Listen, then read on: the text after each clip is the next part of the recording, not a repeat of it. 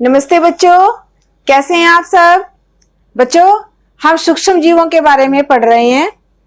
सूक्ष्म जीव हमारे शत्रु होते हैं क्योंकि वो बहुत सारी बीमारियां हमें देते हैं। कवक जो सूक्ष्म जीव है वो हमारे भोजन को, हमारे कीमती कपड़ों को, हमारी चमड़े की वस्तुओं को खराब कर देते हैं। इसके अतिरिक्त कुछ अन्य सूक्ष्म जीव जो हैं वो रोग फैलाने का काम करते हैं। तो आइए उन रोगों के बारे में विस्तार से जानते हैं। सबसे पहले संचरणीय रोग। बच्चों, संचरणीय रोग क्या होते हैं? ऐसे रोग जो किसी संक्रमित व्यक्ति से, यानी कि जो रोगी है उस व्यक्ति से किसी स्वस्थ व्यक्ति को लग जाते हैं, ऐसे रोग संचरणीय रोग कहलाते हैं।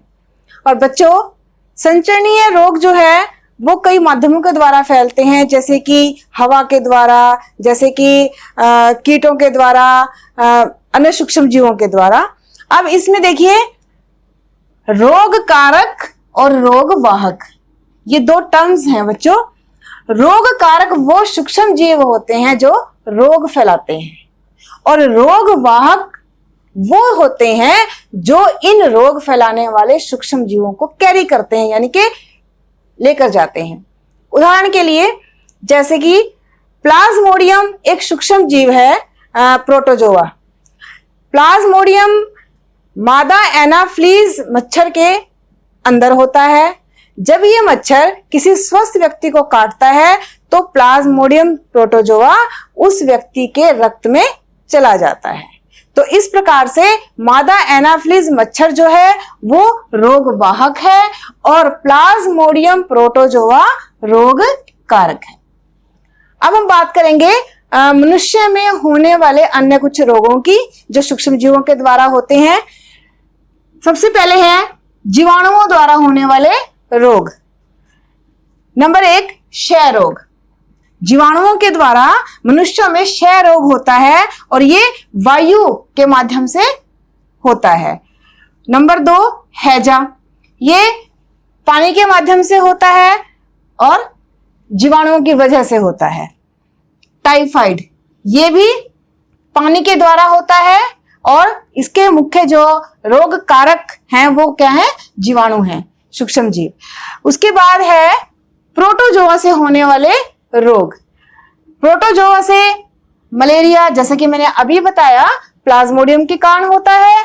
और अतिसार, ये एक अन्य हमारा सूक्ष्म जीव है, अमीबा प्रोटोजोआ, उसकी वजह से होता है। उसके बाद बच्चों, विषाणु।